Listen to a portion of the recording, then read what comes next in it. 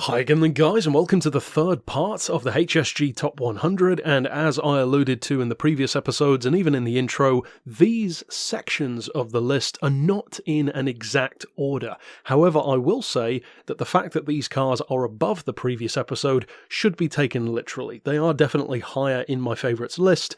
I just haven't exactly gone into, oh, this one's number 41, this one's number 43, that kind of thing. So don't take the way I'm saying them as being the exact order. In other words, there are certainly some cars and bikes which I would swap around within this episode, but overall they do fall somewhere between 41 and 70 for me. And speaking of my top 50 list from a couple of years ago now, this one is another returning face. No surprise at all that this one would be here.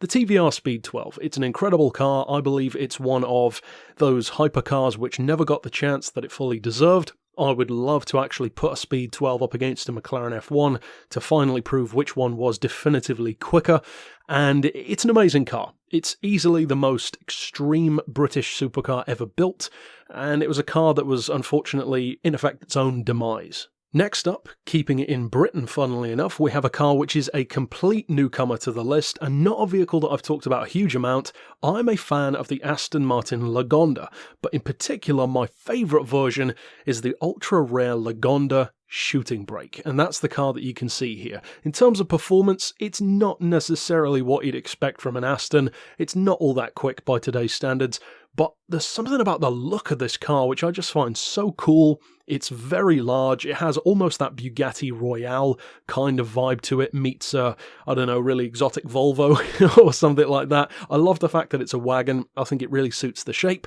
similar to the Porsche Panamera Sport Turismo, and although I like the regular Lagonda, I love this one. I don't love the price tag though. It's around a 350 grand estate car the last time I checked. Next up, of course, a car which will surprise precisely nobody if you know me from the channel, my single favourite car of the Gran Turismo series, and one of the formative cars from my childhood that actually made me love a lot of the oddball and wacky cars that I still love today.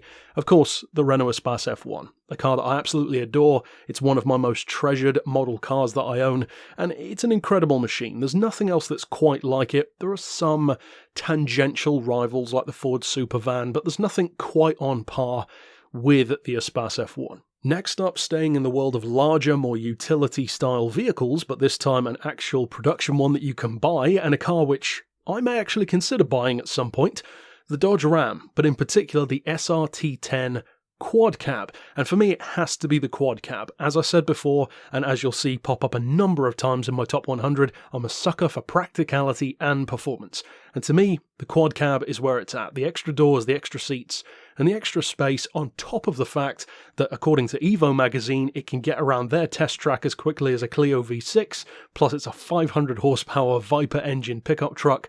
What's not to like? The fuel economy, I guess, and that's about it. The only thing I would change about the Dodge Ram is I wish it was all-wheel drive, because I think that would be even cooler. Next up, returning to the world of motorcycles though, a Bimota. Again, surprise to no one. They're my favourite motorcycle brand overall, and this particular one is the SB8. Now, there are a number of different versions, if you will, of the SB8. There's the SB8K, the SB8R. I don't particularly mind which one, I just love the look of this bike. It is one of my preferred Bimota models, primarily due to the styling, actually, and it's a bike which can certainly rival pretty much anything else that Italy and Japan have to offer from the time. Next up, of course, we have the second Daihatsu on the list, one which I referred to alongside the Move in the previous episode. Of course, it had to be here again, the Storia. Maybe even my favourite hot hatch of all time, actually, the Daihatsu Storia Cross 4. An absolute monster of a sleeper car with around a 700cc turbo engine. Only about 120 horsepower, but what it can do with that is fantastic. It is literally a base rally car for the street. It was designed specifically for small privateer teams to buy the car, put their own stickers on it, tune it as they wanted to, and compete with it. And they did.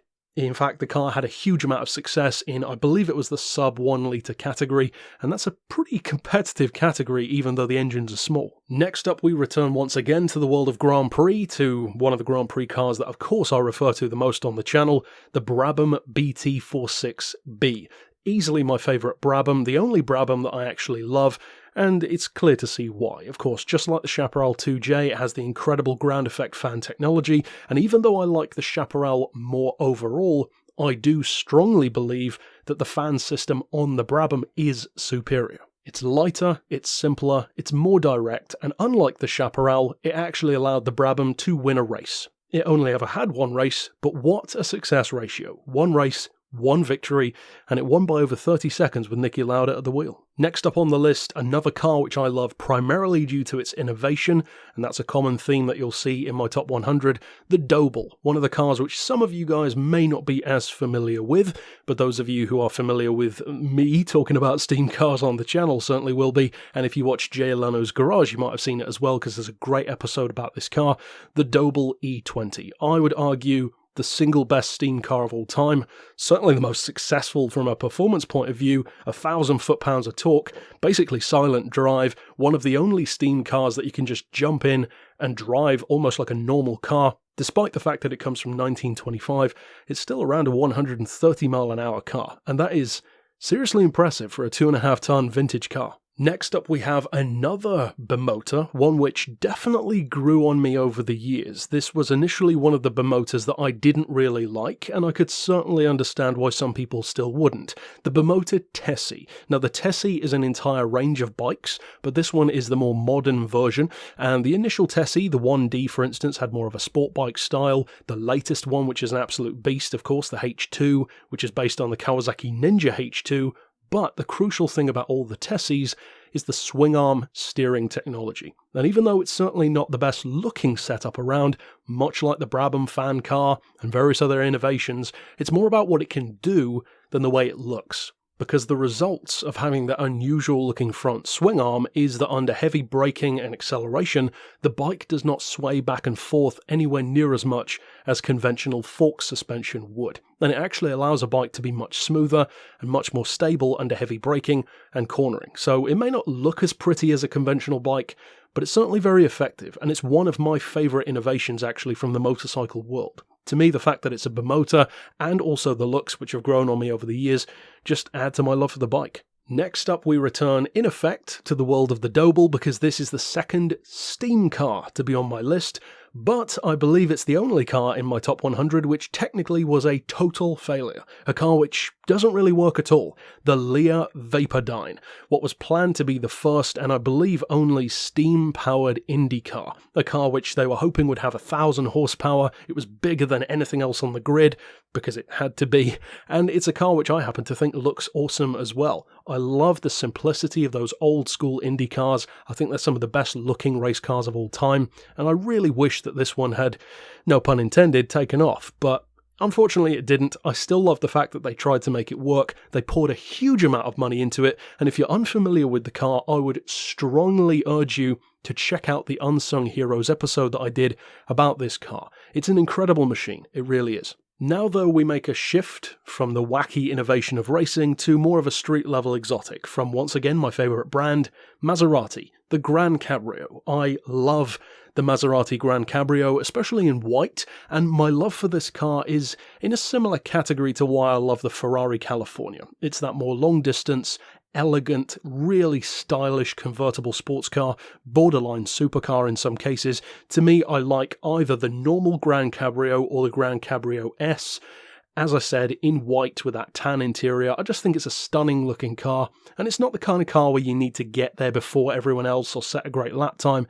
It's just a gorgeous car. Next up we have the bike equivalent, to some degree, of what the Lear Vapordyne tried to do. Not a steam-powered bike, as cool as that would be, but a bike which didn't quite hit the mark, unfortunately. The Mission Motorcycles RS. This was going to be basically the ultimate electric motorcycle before the Lightning LS218 came around at least. It was a bike which had a ton of promise, excellent performance, about 150 miles an hour, 0 to 60 in under 3 seconds, decent range, fantastic handling, and I love the way it looks as well. And in fact, one one of the primary reasons why I've kept this in my list is because as much as I love the Lightning LS218 for what it can do, I think that this is by far a better looking bike. To me, it looks like the electric equivalent of an MV Agusta, and that is never something that I will complain about. Next up though, we jump back into Grand Prix, and once again into crazy innovation territory with my favourite Grand Prix car of all time actually, the 1935, I believe it was, Monaco Trossi, or the Trossi Monaco T34,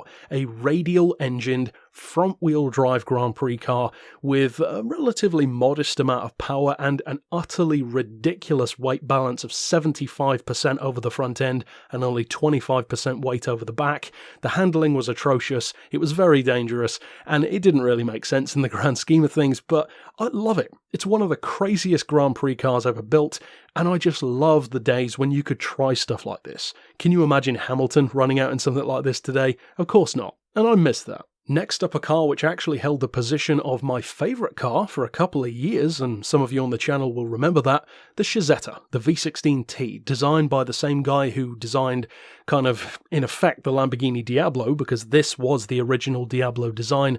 I adore the engine in this car. It's built from two Lamborghini V8s put together. It's one of the only V16 engine production cars ever built, one of the only 16-cylinder production cars ever built, let alone a V16, it's just like the Maserati in effect, just a car that's the ultimate show-off machine.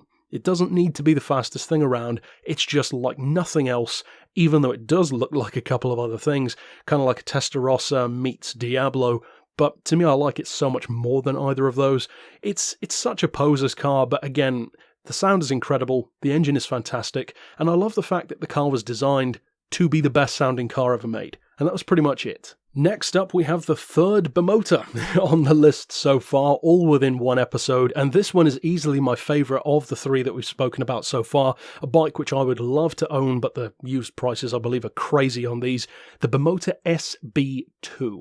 It is, of course, a classic bike, you can see that immediately, but there's something about that era of the huge wraparound front fairings with the big windshields and the single central light, which I love, that kind of late 70s, sometimes even early 80s vibe. I think it's a stunning looking bike, really suits the Bimota livery, and for those who are unfamiliar with Bimota, the first letter in the Bimota name actually refers to the brand where they got the engine. So on this occasion, the S in SB2 refers to the Suzuki motor that this one uses. Next up is a car which is important for one major reason to me, in that it's the only rally car in my entire top 100. Spoiler alert. And of course it's my favourite WRC car of all time, the Skoda Fabia WRC. As I've said before, I'm a big fan of Skoda, and this car is a vehicle that I fell in love with thanks to a game, and in fact a lot of the cars that I love the most are thanks to games. Yet another reason why I believe car manufacturers should take racing games more seriously. One of the reasons why I bought the Touareg is because I liked it in Test Drive Unlimited, so it proves that game marketing can work. This one to me is one of those occasions again. I love the Fabia, it feels awesome in the older WRC games, the proportions are perfect, it's almost like driving a little cube, this little ball of pent-up energy.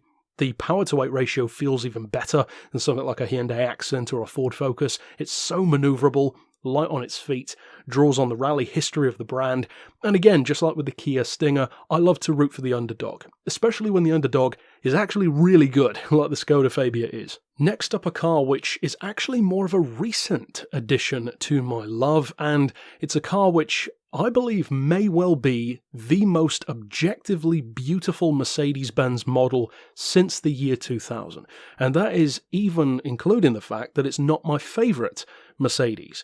But I do still think it's the most beautiful car they've built, as I said, since 2000, and that is the CL of this generation that you can see here. I don't recall what the exact designation is, but the CL65 AMG in particular, I think, is an incredible looking car. The curves, the way the bodywork just flows over its design. I love the S-Class of this generation as well, but of course the two-door variation has, to me, this kind of brutish side that the S-Class doesn't really have, and to me, for some weird reason, the curves and the style and the elegance that this car has, in a weird way, reminds me of the Bentley Brooklands, and I'm not sure why, but To me, it's a stunning car. Again, I would love to own one of these CL65s. I love this generation, and yeah, as I said, it is a newcomer to the list for me. Next up, another car from the Unsung Heroes series, and a car which, as far as I'm concerned, is pretty much unique.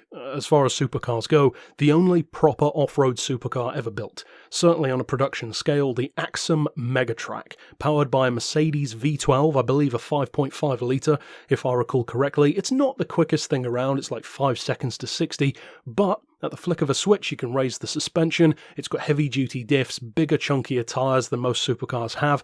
It's a very large car as well, trust me, it's a lot bigger than it looks, and there are some images on Google where you can see it parked next to other cars, and it really is massive. This is a large vehicle, and it's also got 4 seats, so mid-engine, still a 4-seater, all-wheel drive, I believe, if I recall correctly, and one of the most exclusive cars ever built. And from a company like Axum, who would ever expect Axum, maker of tiny little city cars, to produce this? What an amazing car. Easily one of my dream oddball cars. Next up, a car which I referenced in the previous episode when discussing the Maserati Birdcage, the SSC Tuatara. Out of all of the current and debuting hypercars, from the Hennessy Venom F5 to Bugatti's 300-mile-an-hour Chiron to Koenigsegg's whatever they're doing this week, this is the one that intrigues me the most. I am so keen to see what the Tuatara can do when they fully open it up. I love the Ultimate Aero. The Tuatara, of course, grew on me over time because of my love of the Birdcage. It has such a similar design. I believe it's easily the best looking of the current crop of hypercars. It looks like a jet for the street, and with 1,750 horsepower, it's gonna be fast. It might not be the fastest like the Ultimate Aero was, but we'll have to wait and see, because I've got high hopes. Next up we go to the world of Le Mans with what was, I believe last time I said, my favourite modern LMP car. No longer, but still a car that I have a lot of love for, the Cadillac LMP. I think it's amazing that Cadillac went to Le Mans at all in this capacity. I love the fact that they did, and even though, as I mentioned in, I believe, the top 50 episode regarding this car, it wasn't the most successful thing around, it did have some podiums, if I recall correctly, and it's a car which I fell in love with thanks to Forza. It's such an unexpected prototype. I believe it's one of the best looking prototypes of its era, and yeah, I just love it, mostly for the style, but also for the fact that it almost is like this mix between BMW V12 LMR and Panoz LMP. Next up, we jump back into the bike world for one of the only Japanese bikes to be in my top 100, the Kawasaki Ninja. In particular, though, the 2007 shape ZX-10R. I believe that this is, without any competition, the best looking Ninja we've ever had, including the H2, the ZX-14, ZX6, whatever generation you want. None of them come close to the beauty of this bike for me. I love the smooth, curvy style that it has, especially in lime green, of course, and although initially some people mocked it for its handlebar exhausts, I think it's a stunning looking bike. It has phenomenal performance, it's still one of the quickest bikes on the street, even by today's standards, and the used prices are actually very reasonable. You can buy one of these for like £4,000 to £5,000, and the level of performance that it gives you is incredible. Easily my favourite Japanese bike. Next up on the list, we return to the world of Koenigsegg for, spoiler alert, the last time, and also the second time in my top 100 after the CC8S, the CCX. To me, this is the perfect Koenigsegg. I don't need them to have any more power than this. I don't need big wings. I don't need special liveries or limited editions. To me, the CCX is where it all fell into place. It literally is the Zonda F of Koenigsegg, as far as I'm concerned. It's the car where it reached its pinnacle and its prime. I love the look of this car. I love the fact that it's one of those cars that genuinely looks perfect in any colour. The performance is fantastic, and even though technically it didn't hold the world record for fastest car, it's certainly up there. Next up we go again to Grand Prix, this time for a car which all of you know that I love. The Williams FW15C, arguably the single greatest use of CVT transmission technology I've certainly ever heard of, and for those who don't know, basically what that means is you have like 20 or 30 gears worth of acceleration and top speed, but without ever actually changing gear. It's an incredible system, and even though it has its flaws, for sure, when used for racing, well, it has its merits, that's also for sure. This car, I believe in testing, was something like 1 or 2 seconds quicker per lap than everything else it was going up against, basically. And the fact that it never changes gear means it has a phenomenal sound as well. Next up, we revisit Lamborghini on the list, and this is, spoiler alert, my favourite Lambo. It's not the last Lamborghini I'm going to talk about, but as I said, the list isn't in order anyway. This one, though, as I just alluded to, is my dream Lamborghini. It's my favourite Lambo. It's certainly not the fastest. It's actually pretty slow compared to something like a Urus, but to me, the LM002 is just pure badass. Now, unlike the Hummer that I talked about in the last episode, this is not a car that I would modify. Certainly not. It's worth too much, and I also already like it the way it is. I don't think it needs modifying, but it's just a badass car. The Rambo Lambo, as people like to call it. It's, to me, unequivocally cooler than a Hummer could ever be, and I love it for that. Next up, we feature another one of my favourite classic designs, certainly an iconic car, and I believe a vehicle which would probably show up in a lot of you guys' top 100s, maybe even higher for many people, the GT40, of course. One of the most iconic cars of all time, let alone racing. This one, though, is specifically for me the super performance version, the modern reimagining of the car, if you will, built to look and feel like a classic, but with modern parts, so it's more reliable, easier to fix, and also surprisingly affordable to buy. It's like a sub-6-figure car, which is incredible for a GT40 experience. Next up, a car which had some inherent flaws and has kind of resurfaced recently to some degree as the Draco GTE, the Fisker Karma, a car which I actually like more than the Tesla Model S now, which, kind of spoiler alert, is not even in my top 100 anymore. This one for me, though, is a car which, even though it was flawed, and even though it's far from being the best thing around, I think it has so many great ideas. I love the fact that it has a petrol engine, but it's never used as an engine. It's just a generator, in effect. It means that you have an electric drive vehicle that you, as far as I know, never actually need to charge, because the engine charges the batteries, so you just put fuel in it like a normal car. It's a very interesting way of approaching a hybrid, and even though it weighs as much as a Bentley Continental GT and is slower from 0 to 60 than my Maserati, it's still a cool car. 22-inch rims are standard, actual solar panels on the roof to power the interior gadgets, a partially recycled interior, and it was designed by the guy who also worked for BMW on, I believe, the M6 of the V10 engine generation and some Aston Martin models as well, so of course it looks fantastic. Next up, ironically enough, speaking of Aston, a DBS. The DBS is a car for me which I will unabashedly say I love primarily for its looks. It's a stunning looking car. For me, my dream spec on a car like this is the Volante in Solent Silver, I believe, with the red leather interior. I think it's an incredible looking car, and as I said, I have no qualms about admitting that it's on the list for the same reason as the Maserati Gran Cabrio, the Chiazzetta V16T, and even the Ferrari California, and that is pure, elegant posing machine. I don't need to know what its best lap is around the Top Gear track. I don't care what its top speed is. It's just a beautiful car that I bet feels fantastic to drive, and I believe it has to some degree a timeless design. Next up, speaking of cars which I would love to pose in, this is one of the less obvious choices, but to me one of the most impressive looking cars ever built, the Callaway C12. Based mechanically on a C5 Corvette, it is a supercar level machine, and funnily enough, the Callaway C12 is to the Corvette, in effect, what the Devon GTX is to the Viper. It's that machine which takes what was already great about a great American sports car, and I would argue pushes it over the edge into supercar territory. More exclusive, more expensive, more bespoke. I love the fact that this is actually a Targa top. You can take the roof off and put it in the back. I love that. To me, it's a stunning looking machine. I first heard about it when I was a kid playing Gran Turismo 4, and it almost looks like this weird mix of Corvette and Aston Martin. Just, to me, one of the best looking cars ever made, actually.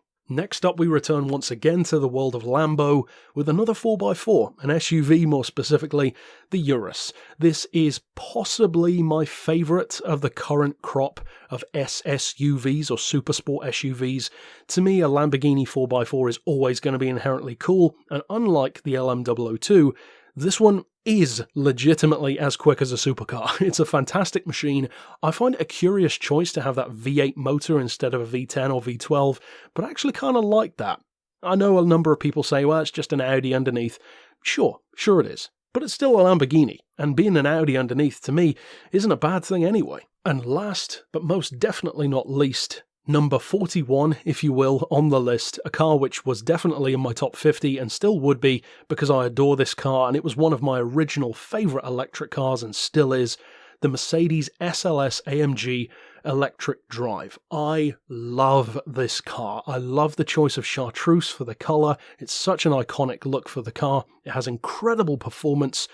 Torque vectoring, if I recall correctly, before Rimac was even doing that. The top speed is dated, as electric cars from the time are. It can only do about 150 because of the electronic limiter, but the acceleration is on par with the Black Edition, superior, I believe, if I recall correctly. All-wheel drive, 740 horsepower, and they actually did build and sell about 8 of these. So, one of the most exclusive Mercedes exotics ever built, and definitely one of my favourites. And overall, that's it for part 3 of my top 100. So as I said, for the final 2 parts coming tomorrow and the day after, all of the cars will be in a set order. So you can take it as being pretty literal in the next episode. Overall, tell me your thoughts on these vehicles down below. Are there any that you particularly love or maybe even hate? And which ones would you include maybe from this part of the list in your personal list as well? But overall, that's it for this installment. I'll see you tomorrow. And until next time, I'll see you then. But for now, as always, thanks for watching.